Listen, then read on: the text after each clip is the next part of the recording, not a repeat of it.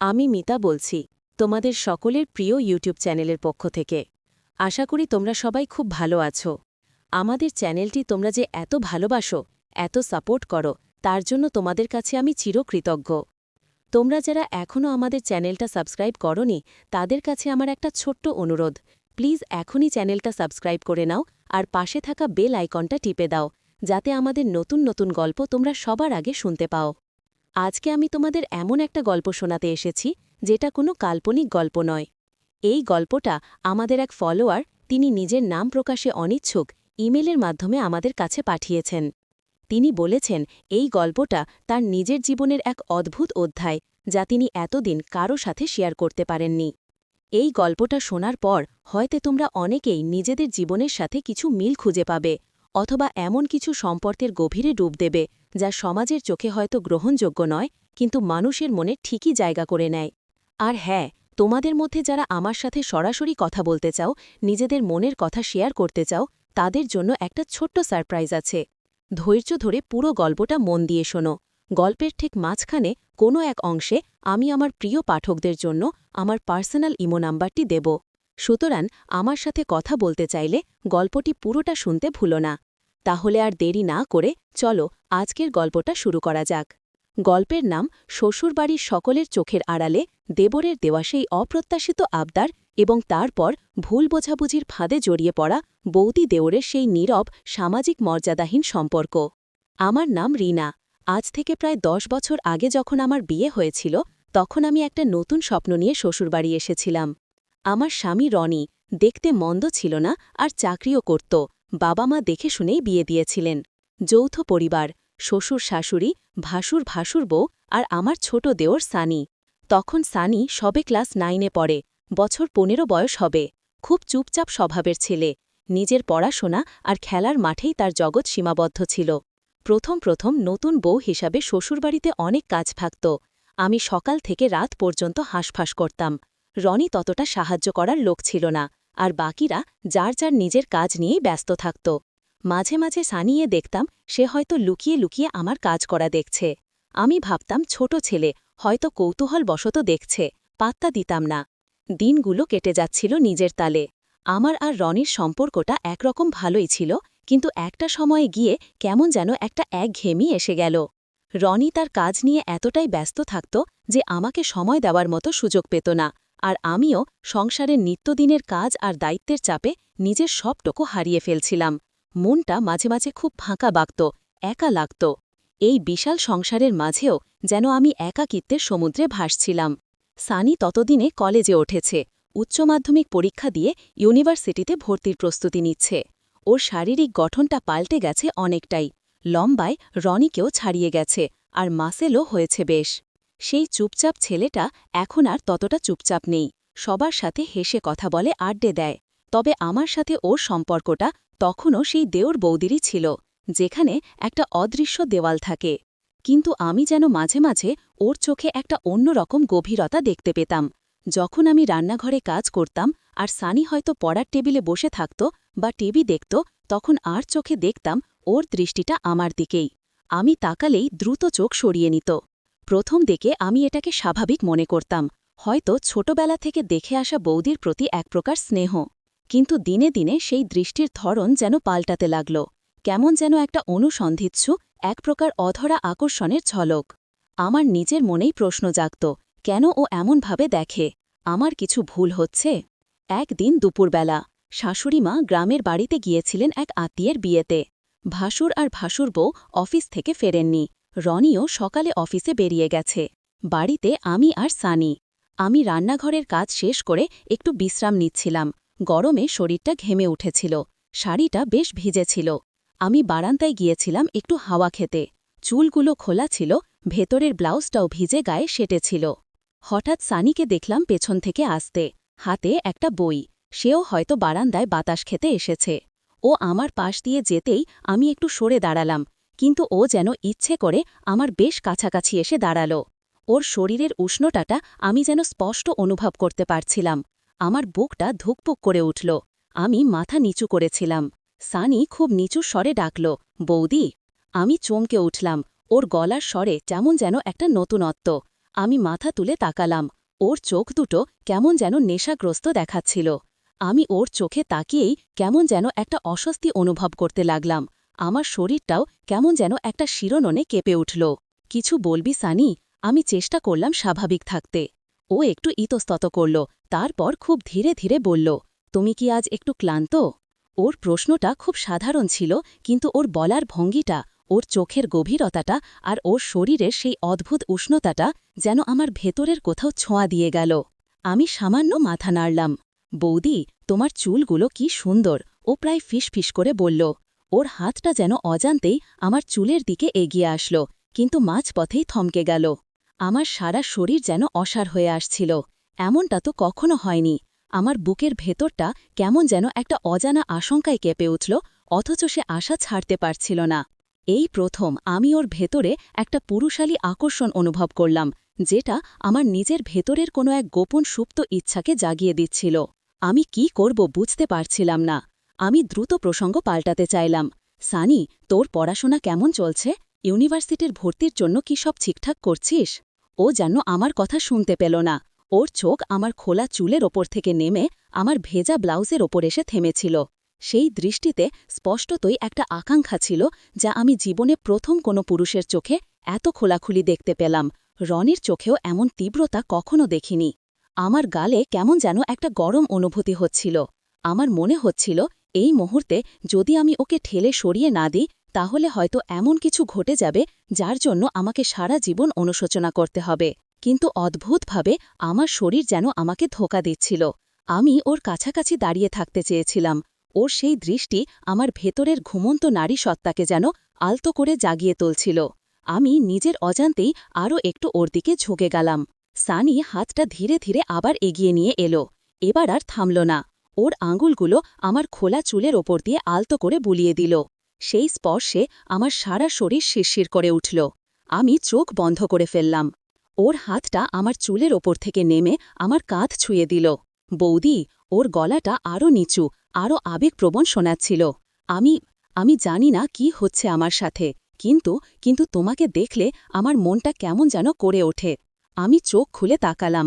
ওর চোখে একটা গভীর অসহায়তা ছিল, একটা কামনা ছিল, আর ছিল একটা অদ্ভুত আকুতি। আমি নিজেকে সামলাতে পারছিলাম না। আমার শ্বাস-প্রশ্বাস দ্রুত হয়ে আসছিল। আমি ওর হাতটা নিজের কাঁধ থেকে সরানোর চেষ্টা করলাম, কিন্তু আমার হাতের কোনো শক্তি ছিল না। বরং আমি নিজের অজান্তেই ওর থেকে আরও কিছুটা এগিয়ে গেলাম। সেই মুহূর্তে আমার ফোনের রিংটোন বেজে উঠল। রনি ফোন করেছিল। এই ফোনটা যেন একটা বরফ শীতল জনের মতো কাজ করল। আমি দ্রুত সচেতন হলাম। ওর হাতটা থেকে নিজেকে ছাড়িয়ে নিলাম। আমার শরীরটা তখনও কাঁপছিল। আমি দ্রুত ঘরের ভেতরে চলে গেলাম। সানি সেখানেই নির্বাক দাঁড়িয়ে রইল। ফোনটা ধরার সময় আমার হাত কাঁপছিল। রনি স্বাভাবিক কথা বলছিল, কিন্তু আমার মাথায় তখনও সানির কথাগুলো আর ওর স্পর্শের অনুভূতি ঘটছিল। আমার মনে হচ্ছিল আমি যেন এক গভীর পাপ করে ফেলেছি বা করার দোরগোড়ায় দাঁড়িয়ে আছি। সেই ঘটনার পর থেকে সানি আর আমি একে অপরের দিকে সরাসরি তাকাতে পারতাম না, কিন্তু আমাদের চোখে চোখ পড়লেই সেই পুরনো আগুনটা আবার জ্বলে উঠত। রান্নাঘরে, খাবার টেবিলে অথবা বাড়ির ছাদে, যেখানেই আমরা মুখোমুখি হতাম, একটা নীরব ভাষার বিনিময় চলত আমাদের মাঝে। একটা তীব্র টান অনুভব করতাম, যা সামাজিকতার সব বাধাকে যেন উপহাস করছিল। আমার স্বামী রনি অফিস আর বন্ধুদের নিয়েই ব্যস্ত থাকত। আমার একাকিত্ব যেন দিনে দিনে বেড়েই চলছিল। আমি বুঝতে পারছিলাম, সানির উপস্থিতি আমার জীবনে এক নতুন মাত্রা এনে দিয়েছে, একটা নিষিদ্ধতার উত্তেজনা। আমি চাইতাম না এমনটা হোক, কিন্তু মনের গভীরে কোথাও যেন একটা সুপ্ত বাসনা আমাকে অনবরত ওর দিকে ঠেলে দিচ্ছিল। একদিন বিকেলে আকাশ মেঘলা ছিল। হঠাৎ বিদ্যুৎ চমকাল। তারপরই এক দমকা বাতাস শুরু হল। আমি ছাদে গিয়েছিলাম কাপড় তুলতে। সেদিনও বাড়িতে কেউ ছিল না। সানি তার ঘরে পড়াশোনা করছিল। আমি ছাদে উঠে দেখি অনেক কাপড় উড়ে যাওয়ার জোগাড়। আমি দ্রুত সেগুলো সরাতে লাগলাম। এমন সময় হঠাৎই ঝোড়ো বাতাস আর বৃষ্টির সাথে তুমুল শিলাবৃষ্টি শুরু হয়ে গেল। আমি তো ভয়ে সিটিয়ে গেলাম। কোনো রকমে একটা বড় গামলার নিচে আশ্রয় নিলাম। সানি আমার চিৎকার শুনে ওপরে এলো। ও আমাকে ওই অবস্থায় দেখে হাসছিল। তারপর বলল, বৌদি, কি করছো তুমি? নিচে এসো। বৃষ্টি আর শিলাবৃষ্টি এতটাই তীব্র ছিল যে 1 মিনিটের মধ্যে আমার শাড়ি ভিজে গায়ে সেটে গেল। সানি এসে আমাকে টেনে এক পাশে নিয়ে গেল, যেখানে ছাউনি ছিল। ওর হাতটা আমার বাহুর ওপর ছিল। আমার শরীরটা যেন ওর হাতের স্পর্শে আবার কেঁপে উঠল। ঠান্ডা বৃষ্টির মধ্যে ওর হাতের উষ্ণটা আমাকে কেমন যেন একটা অন্যরকম অনুভূতি দিচ্ছিল। ও আমার দিকে তাকিয়ে রইল। বৃষ্টির জল ওর চুল আর মুখের ওপরকে নেমে আসছিল। ওকে তখন এক অন্যরকম লাগত। ওর চোখে সেই একই গভীরতা, সেই একই আকুতি। আমি ওর চোখের দিকে তাকিয়েছিলাম। আমাদের মাঝে আর কোনো কথা ছিল না, শুধু দুটি মানুষের নীরব বোঝাপড়া। হঠাৎ সানি আমার ভেজা শাড়িটা এক হাতে সামান্য টেনে ধরল, যেন দেখতে চাইছে। আমার শরীরটা যেন অবাধ্য ওর দিকে আরও ঝুঁকে পড়ল। আমি নিজেকে আর সামলাতে পারছিলাম না। ওর সেই মৃদু টানে আমি ওর আরও কাছে চলে এলাম। ওর নিঃশ্বাসের উষ্ণতা আমার কানের পাশ দিয়ে বেরিয়ে যাচ্ছিল, আর আমার বুক ধুকপুক করছিল। মনে হচ্ছিল যেন আমি এক অন্য জগতে ভেসে চলেছি। বৌদি, ও প্রায় ফিসফিস করে বলল, যখন ওর কাছ থেকে সামান্য সাহায্য পেতাম বা ও আমার দিকে গভীর দৃষ্টিতে তাকিয়ে থাকত, আমার সারা শরীরে এক অজানা উত্তেজনার স্রোত বয়ে যেত। একবার শাশুড়ি মা অসুস্থ হয়ে পড়লেন। তাকে হাসপাতালে ভর্তি করতে হল। শ্বশুরমশাই আর রনি হাসপাতালে ছুটোছুটি করছিল। বাড়িতে আমি আর সানি। ভাসুর বউ কাজে ব্যস্ত। আমি একাই সব সামলাচ্ছিলাম। রাতে বাড়ি একদম ফাঁকা হয়ে যেত। আমার কেমন যেন একটু ভয় ভয় লাগত।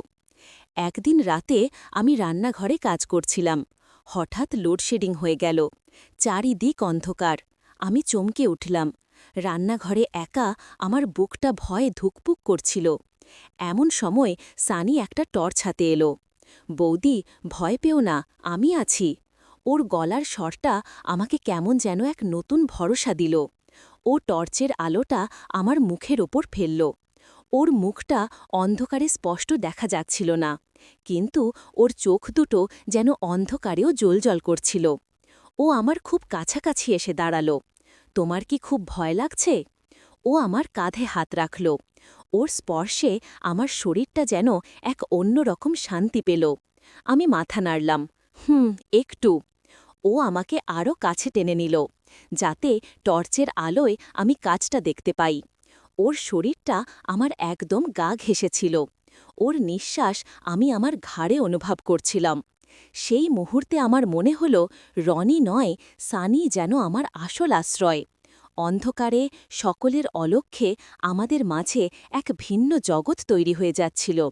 আমি জানি এটা ভুল, এই সম্পর্কের কোনো সামাজিক স্বীকৃতি নেই, কিন্তু আমার মন যেন এই ভুলটাকেই আঁকড়ে ধরতে চাইছিল।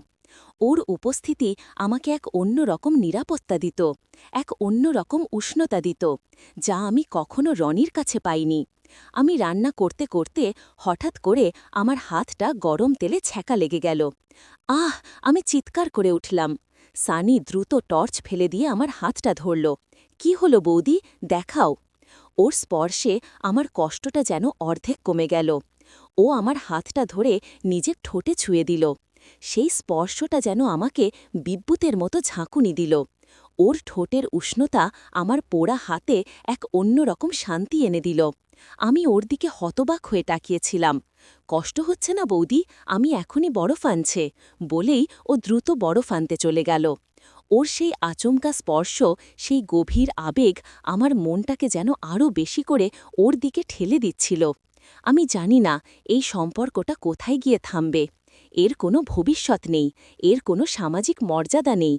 কিন্তু এই মুহূর্তগুলো, এই নীরব টান, এই লুকোনো ভালোবাসা আমার জীবনের এক অবিচ্ছেদ্য অংশ হয়ে উঠছিল।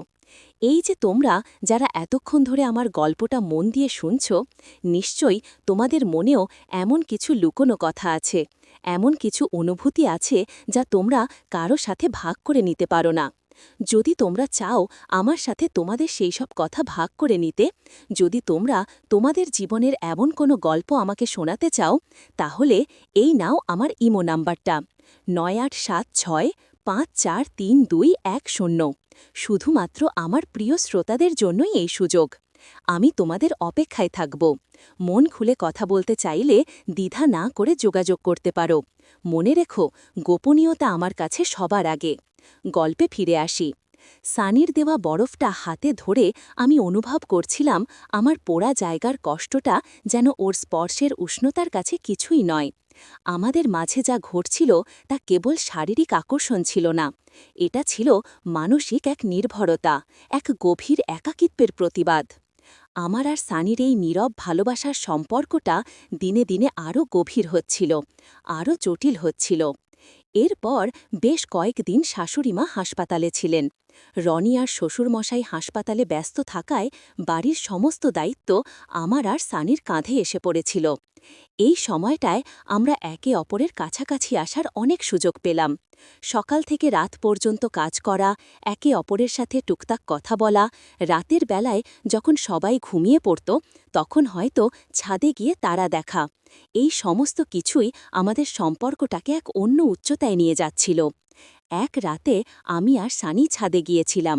সেদিন চাঁদ ছিল না, আকাশ ছিল তারায় ভরা, হালকা শীতের হাওয়া দিচ্ছিল। আমি একটা শাল জড়িয়ে ছাদে গিয়েছিলাম।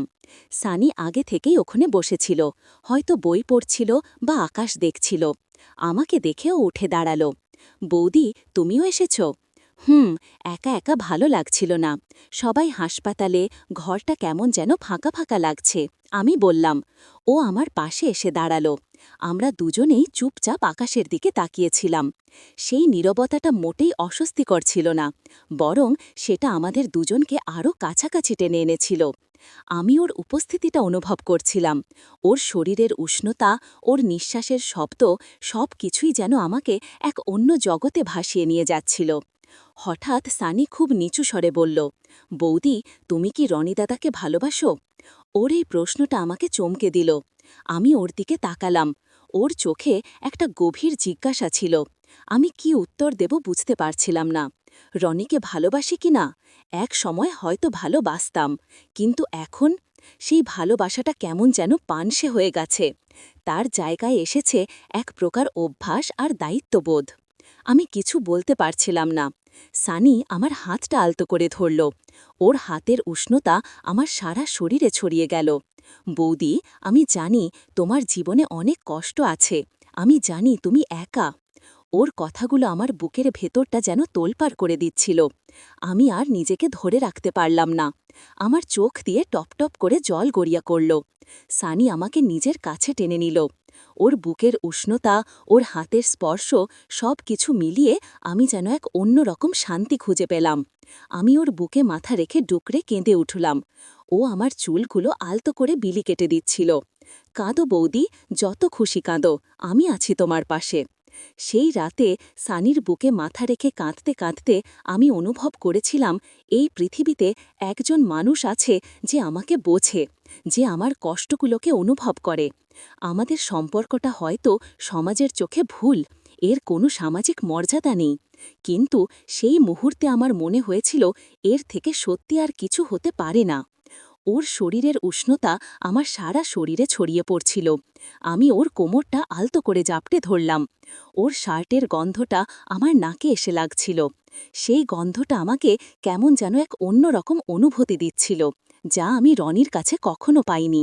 আমার মন চাইছিল এই মুহূর্তে যদি সময়টা থমকে যেত তাহলে কত ভালোই না হতো।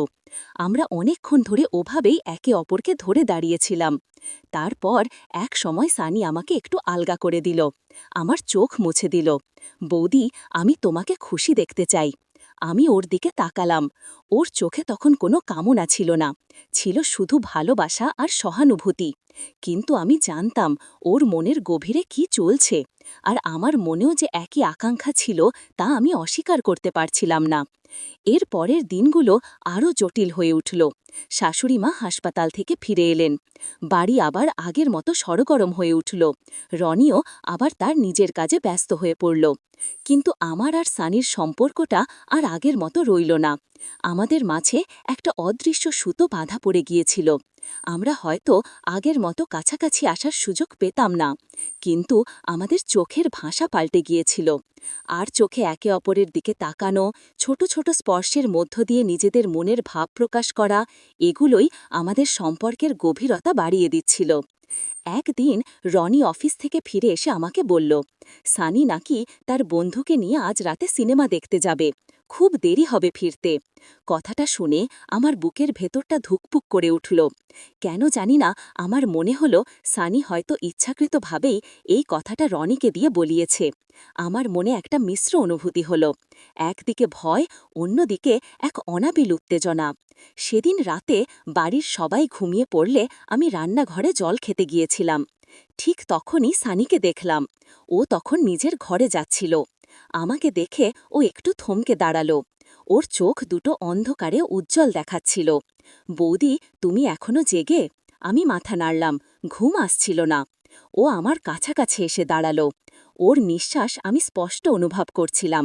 আমার হৃৎপিণ্ড যেন আরও দ্রুত লাফাচ্ছিল। এই নীরবতার মধ্যে যেন অনেক অব্যক্ত কথা লুকানো ছিল। সানি আমার হাতটা আলতো করে ধরল। এই স্পর্শটা আর আগের মতো ছিল না। এতে একটা অধিকার বোধ ছিল, একটা গভীর আকাঙ্ক্ষা ছিল। আমার সারা শরীরে যেন বিদ্যুতের একটা শিরোহণ খেলে গেল। আমি ওর হাতটা সরাতে চাইছিলাম না, বরং আমার মন চাইছিল ও আমাকে আরও শক্ত করে ধরুক। বৌদি, ও প্রায় ফিসফিস করে বলল, আমি জানি এটা ঠিক নয়, কিন্তু আমি নিজেকে আটকাতে পারছি না। ওর কথা শুনে আমার চোখ দিয়ে জল গড়িয়ে পড়ল। আমি তো নিজেকে আটকাতে পারছিলাম না। আমি ওর দিকে তাকালাম। ওর চোখে একটা গভীর আবেগ ছিল, একটা অসহনীয় কষ্ট ছিল। আমি নিজের ওপর আয়ত্ত হারিয়ে ওর কোমরটা আলতো করে ধরে ফেললাম। আর সেই স্পর্শে যেন দুটি শরীর এক হয়ে যেতে চাইল, এক নিষিদ্ধ আকর্ষণে। আমাদের ঠোঁট দুটো কাছাকাছি আসছিল, যেন অনেক দিনের তৃষ্ণা মেটানোর জন্য উন্মুখ। সেই মুহূর্তে আমার মনে হচ্ছিল এই দুনিয়ায় আর কোনো নিয়ম নেই, কোনো সামাজিক বন্ধন নেই, শুধুই এই দুটি মন আর দুটি শরীর যারা একে অপরের কাছে আসতে চায়। কিন্তু ঠিক সেই মুহূর্তেই বাইরে থেকে একটা গাড়ির শব্দ শোনা গেল। রনি ফিরে এসেছে। আমি দ্রুত সানির থেকে সরে এলাম। আমার বুকটা ধুকপুক করছে। কিন্তু মনের গভীরে লুকিয়ে থাকা এক অন্য সত্তা যেন এই নিষিদ্ধ টানটাকে আঁকড়ে ধরতে চাইছিল। সানির স্পর্শ, তার সহানুভূতি, তার চোখে আমার জন্য যে ভালোবাসা, তা যেন আমার দীর্ঘদিনের একাকিত্বকে, রনির অবহেলাকে ভুলিয়ে দিচ্ছিল। আমার মন এক প্রশান্তির খোঁজে ছিল, যা এই সমাজ হয়তো দিতে পারত না, কিন্তু সানি যেন সেই অজানা জগতের চাবিকাঠি হয়ে উঠেছিল।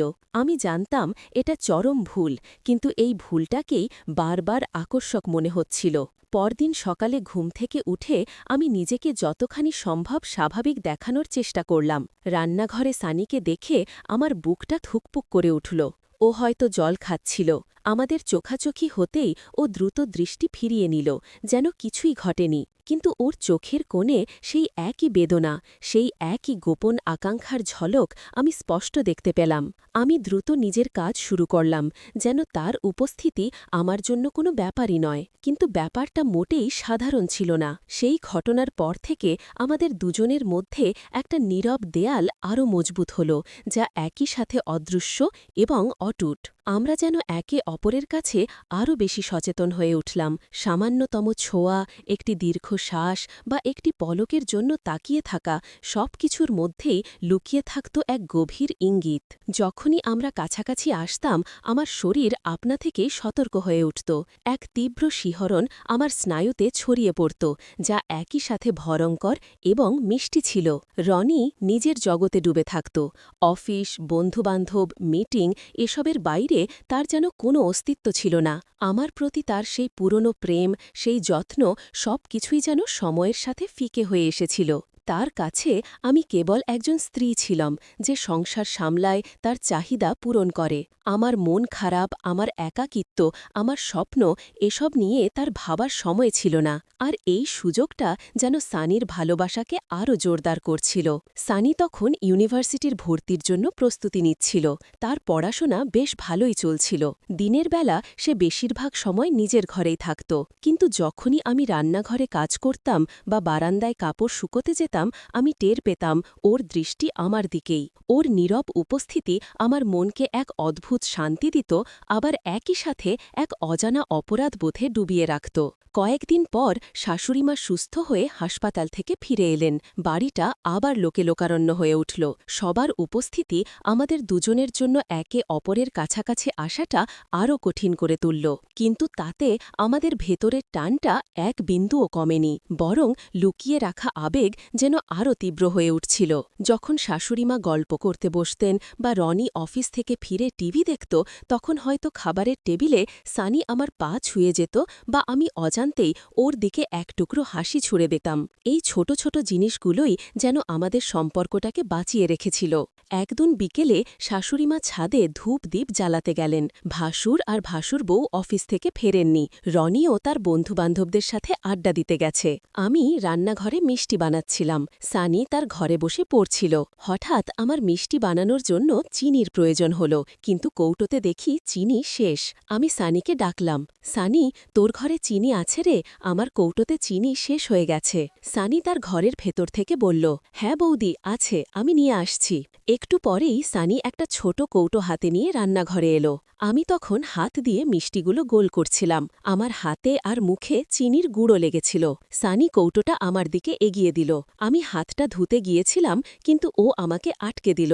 থাক বৌদি, আমি দিচ্ছি বলে ও চামচ দিয়ে চিনিটা আমার মিষ্টি বানানোর পাত্রে ঢেলে দিচ্ছিল। আমার হাত দুটো তখনও চিনির গুঁড়োয় মাখা। সানি আমার খুব কাছাকাছি এসে দাঁড়িয়েছিল। ওর নিঃশ্বাসের উষ্ণতা আমি স্পষ্ট অনুভব করছিলাম। আমার বুকটা ধুকপুক করে উঠল। ও যখন চিনি ঢালছিল তখন ওর হাতটা আমার হাতের খুব কাছে ছিল। আমি যেন নিজের অজান্তেই ওর হাতের ওপর আমার হাতটা রাখলাম। সেই স্পর্শে আমার সারা শরীরে এক শিহরণ বয়ে গেল। সানি কাজটা শেষ করে আমার দিকে তাকাল। ওর চোখে সেই একই গভীরতা, সেই একই আকুতি। ও আলতো করে আমার গালে লেগে থাকা চিনির গুঁড়োটা নিজের আঙ্গুল দিয়ে মুছে দিল। সেই স্পর্শটা এত হালকা ছিল, এত মধুর ছিল যে আমার মনে হলো আমি যেন অন্য কোনো জগতে চলে এসেছি। ওর আঙ্গুলের উষ্ণতা আমার গালে এক অন্যরকম অনুভূতি দিচ্ছিল। আমার চোখ বন্ধ হয়ে আসছিল। আমি ওর কাছে নিজেকে সম্পূর্ণরূপে সমর্পণ করতে চাইছিলাম। সেই মুহূর্তে সানি খুব নিচু স্বরে বলল, বৌদি, আমি তোমার মিষ্টি খেতে চাই। ওর কথাগুলো আমার কানে মধুর সুরের মতো বাজছিল। আমি একটা মিষ্টি ওর দিকে এগিয়ে দিলাম। ও মিষ্টিটা নিল, কিন্তু মুখে না দিয়ে ওর আঙুলগুলো দিয়ে আমার ঠোঁটে লেগে থাকা চিনির গুঁড়োটা আবার ছুঁয়ে দিল। তারপর নিজের ঠোঁট দিয়ে সেই চিনিটা তুলে নিল। ওর এই কাজটা যেন আমাকে পুরোপুরি হতবাক করে দিল। আমি ওর চোখে চোখ রেখে স্থির হয়ে থাকলাম। এই যে এক অন্যরকম আবদার, এক নীরব অপ্রত্যাশিত আবদার, যা আমি জীবনেও ভাবতে পারিনি। আমার সারা শরীর কাঁপছিল। আমি কি বলবো, কি করব বুঝতে পারছিলাম না। আমার মন চাইছিল ওকে আরও কাছে টেনে নিই, ওর ঠোঁটে নিজের ঠোঁট ছুঁয়ে দিই, কিন্তু সেই অদৃশ্য সামাজিকতার দেয়ালটা তখনও আমাদের মাঝে ছিল। আমার মনে হলো আমি যেন এক গভীর সমুদ্রের গভীরে তলিয়ে যাচ্ছি, যেখানে শ্বাস নেওয়ার কোনো উপায় নেই, কিন্তু ডুবতে ভালো লাগছে। হঠাৎ বাইরে থেকে শাশুড়িমার গলা শুনতে পেলাম, রিনা, মিষ্টিগুলো কি তৈরি হয়েছে রে? আমার একটু প্রসাদের দরকার। সেই আওয়াজটা যেন বরফ শীতল জলের মতো কাজ করল। আমি দ্রুত নিজেকে সামলে নিলাম। সানিও মুহূর্তের মধ্যে স্বাভাবিক হয়ে গেল। ও দ্রুত নিজের ঘরে চলে গেল। আমার বুকটা তখনও ধুকপুক করছিল। আমি জানি না সেই মুহূর্তে শাশুড়িমা না ডাকলে কি ঘটত। আমার মনটা আরও বেশি করে পাপ পথে ডিবে গেল। সেই রাতটা আবারও নির্ঘুম কাটল। সানির সেই নীরব আবদার, ঠোঁটের ওপর থেকে চিনি তুলে নেবার সেই স্পর্শ আমার মনে বারবার ফিরে আসছিল। আমি জানতাম আমি ভুল করছি, কিন্তু এই ভুলটা থেকে বেরিয়ে আসার কোনো উপায় খুঁজে পাচ্ছিলাম না। আমার মনটা যেন এক নিষিদ্ধ ভালোবাসার জালে আটকা পড়ে গিয়েছিল। এর পরের কয়েক সপ্তাহ আমাদের সম্পর্কটা যেন আরও গভীর এক নীরবতায় ঢাকা পড়ল। সানি তার বিশ্ববিদ্যালয়ে ভর্তির জন্য শহরের অন্য একটা জায়গায় চলে গেল। হোস্টেলে থেকে পড়াশোনা শুরু করল। ওর চলে যাওয়াতে আমার মনটা কেমন যেন ফাঁকা হয়ে গেল। বাড়ির কাজ, সংসারের দায়িত্ব, সবকিছুর মাঝেও আমি ওর অনুপস্থিতিটা তীব্রভাবে অনুভব করতাম। তখন বুঝতে পারছিলাম সানি আমার জীবনে কতটা জায়গা করে নিয়েছিল, যদিও সেটা ছিল এক গোপন অদৃশ্য জায়গা। ফোনে আমাদের টুকটাক কথা হতো। সানি ফোন করে আমার খোঁজ নিত, আমার দিন কেমন কাটছে জিজ্ঞাসা করত। ওর গলা শুনলেই আমার মনটা যেন এক অন্যরকম শান্তি পেত। কিন্তু এসব কথা বলার সময় সব সময় অন্য কারো উপস্থিতি টের পেতাম, তাই কথাগুলো কেবল সাধারণ সৌজন্যের মধ্যেই সীমাবদ্ধ থাকত। তবুও ওর গলাটা যেন আমার একাকিত্বে এক ফোঁটা জলের মতো কাজ করত। একদিন রনি বলল, আমি অফিসের কাজে 2 সপ্তাহের জন্য মুম্বাই যাচ্ছি, তুমি সব সামলে নিও। রনির এই কথা শুনে আমার মনে একটা মিশ্র অনুভূতি হল। একদিকে তার অনুপস্থিতি আমাকে আরও একা করে দেবে, অন্যদিকে একটা গোপন উৎসাহ আমার মনে কাজ করছিল। 2 সপ্তাহ বাড়ি ফাঁকা থাকবে, আমি আর সানি হয়তো আবার কাছাকাছি আসার সুযোগ পাব। আমার মনে পাপবোধ আর আকাঙ্ক্ষার এক তীব্র যুদ্ধ শুরু হল। রনি চলে যাওয়ার পর প্রথম কয়েকদিন আমার খুব একা লাগছিল, কিন্তু ধীরে ধীরে সানির কথাগুলো আমার মনে আসতে শুরু করল। একদিন বিকেলে সানি ফোন করল, বৌদি তুমি কেমন আছো? দাদা চলে গেছে, তোমার খুব একা লাগছে নিশ্চয়ই? আমি বললাম, হ্যাঁ সানি, খুব একা লাগছে। সানি বলল, আমি যদি একদিন তোমার সাথে দেখা করতে আসি, তুমি রাগ করবে না তো? ওর কথা শুনে আমার বুকটা ধুকপুক করে উঠল।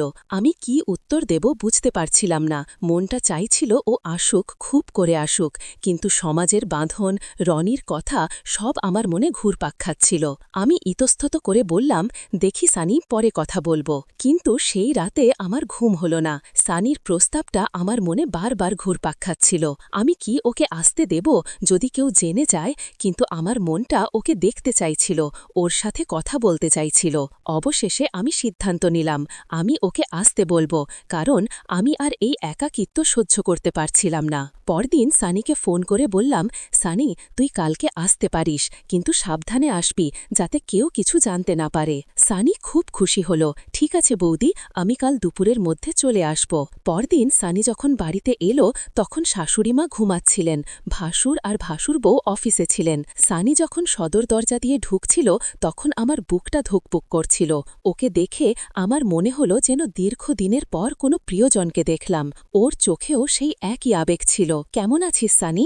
আমি চেষ্টা করলাম স্বাভাবিক থাকতে। ভালো আছি বৌদি, তুমি কেমন আছো? ওর চোখে ছিল এক গভীর জিজ্ঞাসা। আমরা দুজনে রান্নাঘরে গেলাম, আমি ওকে কিছু খেতে দিলাম। আমরা অনেকক্ষণ ধরে গল্প করলাম, ওর হোস্টেলের জীবন, পড়াশোনা, বন্ধুদের কথা সব শুনলাম। আর আমি আমার একাকিত্বের কথা, রনির অবহেলা ওকে বললাম। ও মন দিয়ে সব শুনছিল। ওর উপস্থিতি আমাকে এক অন্যরকম শান্তি দিচ্ছিল। বিকেল গড়াতে লাগল, শাশুড়িমা ঘুম থেকে উঠে ছাদে গেলেন। আমি আর সানি তখন বসার ঘরে বসেছিলাম। বাইরে হঠাৎ ঝড়ো হাওয়া শুরু হলো, আর সেই সাথে এক পশলা বৃষ্টি। সানি আমার দিকে তাকাল, ওর চোখে সেই একই আকাঙ্ক্ষা যা আমি এতদিন ধরে দেখে এসেছি। বৌদি, ও ফিসফিস করে বলল, তোমার কাছে থাকতে আমার খুব ভালো লাগে। আমি কিছু বলতে পারলাম না, আমার সারা শরীর যেন শিহরণে কেঁপে উঠল। সানি আমার হাতটা আলতো করে ধরল, এবার আর আগের মতো ইতস্তত ছিল না। ওর হাতের স্পর্শে আমার মনে হলো যেন সারা পৃথিবীর উষ্ণতা আমার হাতে এসে মিশে গেছে। আমি ওর দিকে ঝুঁকে পড়লাম। আমাদের ঠোঁট দুটো কাছাকাছি আসছিল। এবার আর কোনো বাধা ছিল না, রনি ছিল না, কেউ ছিল না, শুধু আমরা দুজন, আর আমাদের মনের গভীরে লুকিয়ে থাকা এক তীব্র আকাঙ্ক্ষা। সেই মুহূর্তে আমি যেন ভুলে গেলাম সব সামাজিক নিয়ম, সব সামাজিক বন্ধন। আমার মন শুধু ওকে চাই। ও খুব নিচু স্বরে জিজ্ঞাসা করল। আমি মাথা নাড়লাম। হ্যাঁ সানি, খুব ভয় করছে। ও আমাকে আরও কাছে টেনে নিল। ওর শরীরটা আমার একদম গা ঘেঁষেছিল। ওর নিঃশ্বাসের উষ্ণতা আমার কানে এসে লাগছিল। সেই মুহূর্তে আমার মনে হল, এই পৃথিবীতে সানি একমাত্র ব্যক্তি যে আমাকে বোঝে, আমার কষ্টগুলো অনুভব করে। আমি ওর বুকে মাথা রেখে ডুকরে কেঁদে উঠলাম। ও আমার চুলগুলো আলতো করে বিলি কেটে দিচ্ছিল। কাঁদো বৌদি, যত খুশি কাঁদো, আমি আছি তোমার পাশে। সেই রাতে সানির বুকে মাথা রেখে কাঁদতে কাঁদতে আমি অনুভব করেছিলাম, এই পৃথিবীতে একজন মানুষ আছে যে আমাকে বোঝে, যে আমার কষ্টগুলোকে অনুভব করে। আমাদের সম্পর্কটা হয়তো সমাজের চোখে ভুল, এর কোনো সামাজিক মর্যাদা নেই, কিন্তু সেই মুহূর্তে আমার মনে হয়েছিল এর থেকে সত্যি আর কিছু হতে পারে না। আমরা অনেকক্ষণ ধরে ওভাবেই একে অপরকে ধরেছিলাম। তারপর একসময় সানি আমাকে একটু আলগা করে দিল, আমার চোখ মুছে দিল। বৌদি, আমি তোমাকে খুশি দেখতে চাই। আমি ওর দিকে তাকালাম। ওর চোখে তখন কোনো কামনা ছিল না, ছিল শুধুই ভালোবাসা আর সহানুভূতি। কিন্তু আমি জানতাম ওর মনের গভীরে কি চলছে, আর আমার মনেও যে একই আকাঙ্ক্ষা ছিল তা আমি অস্বীকার করতে পারছিলাম না। সানি সেই রাতে আমার পাশে বসল। আমরা সারা রাত ধরে কথা বললাম। ও আমার জীবনের সব দুঃখ, সব কষ্ট মন দিয়ে শুনল। ওর কাছে আমি নিজেকে উজাড় করে দিলাম। আমার মনে হল সানি আমার আসল আশ্রয়। ওর উপস্থিতি আমাকে এক অন্যরকম নিরাপত্তা দিত, এক অন্যরকম উষ্ণতা দিত, যা আমি কখনো রনির কাছে পাইনি। ভোর হওয়ার আগেই সানি চলে গেল, কিন্তু সেই রাতটা আমাদের সম্পর্ককে এক নতুন মোড় দিল। আমি জানতাম আমি আর সানি ছাড়া বাঁচতে পারব না। আমার জীবনটা যেন ওর ওপর নির্ভরশীল হয়ে পড়েছিল। এর পরের কয়েক সপ্তাহে আমরা আরও বেশি করে কাছাকাছি আসার সুযোগ পেলাম। শাশুড়িমা হাসপাতালে থাকায় বাড়ির সবাই ব্যস্ত থাকত। রনি অফিস থেকে ফিরেও শাশুড়িমাকে দেখতে হাসপাতালে যেত। আমি আর সানি মাঝে মাঝে একান্তে সময় কাটানোর সুযোগ পেতাম। সেই সময়গুলোতে আমাদের সম্পর্কটা আরও গভীর হচ্ছিল। আমরা একে অপরের কাছে নিজেদের উজাড় করে দিতাম। আমাদের শরীর, আমাদের মন সব যেন এক হয়ে যেতে চাইত। কিন্তু এই লুকানো সম্পর্কটা বেশিদিন গোপন রইল না। একদিন দুপুরে আমি আর সানি বসার ঘরে বসে গল্প করছিলাম। সানি আমার হাতটা ধরেছিল। আমরা একে অপরের চোখের গভীরে তাকিয়েছিলাম। ঠিক তখনই ভাসুর বউ অফিস থেকে ফিরে এলো। আমাদের দেখে ও যেন এক মুহূর্তের জন্য থমকে গেল। ওর চোখে স্পষ্টতই অবিশ্বাস আর বিস্ময় ছিল। আমাদের হাতটা দ্রুত বিচ্ছিন্ন হয়ে গেল। আমরা দুজনেই যেন পাথরের মতো জমে গিয়েছিলাম। ভাসুর বউয়ের মুখটা রাগে লাল হয়ে উঠেছিল। ও কোনো কথা না বলে দ্রুত নিজের ঘরে চলে গেল। আমাদের বুকের ভেতরটা ধুকভুক করছিল।